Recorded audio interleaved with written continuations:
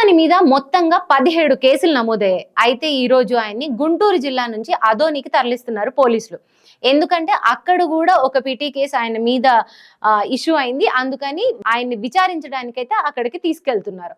First Rajampet jail నుంచి తర్వాత గుంటూరు జైలుకి తీసుకెళ్లారు. ఇప్పుడు అదోనికి తరలిస్తున్నారు.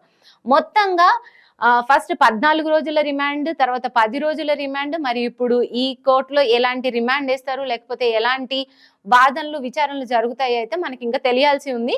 కానీ ఇప్పుడు ఆయన్ని తీసుకెళ్లిన వీడియో ఒకటి ఉంది మన దగ్గర, అదొకటే ఒకసారి ప్లే చేస్తాను చూడండి. ఇప్పుడైతే గుంటూరు నుంచి తీసుకెళ్తున్నారు. మరి అక్కడ ఏమి విచారిస్తారు, అక్కడి నుంచి ఎక్కడికి తీసుకెళ్తారు అని తెలియాలి. ఎందుకంటే నిన్న 3 జిల్లాల పోలీసులు ఆయన గురించి కొట్లాడుకున్నారు. రాజంపేట జైలు నుంచి మాకు కావాలని నరసరావుపేట, అనంతపురం, అల్లూరు జిల్లా పోలీసులు అయితే వాదించుకొని లాస్ట్ కి పైన అధికారులు చెప్పడంతో నరసరావుపేట పోలీసులకి పోసానిని అప్పగించడం అయితే జరిగింది. ఆ తర్వాతే 10 రోజుల రిమాండ్ విధించారు. నిన్న గుంటూరు జైలుకి తరలించారు. మళ్ళీ ఈ రోజు అక్కడి నుంచి అదోనికి తరలిస్తున్నారు. పోసాని ఈ విషయం, ఈ ఏదైతే అరెస్ట్, ఈ ఉదంతం అంతా ఎక్కడి వరకు సాగుతుందో మనమైతే వేచి చూడాలి. ఇంకా మరిన్ని అప్డేట్స్ రానున్నాయి.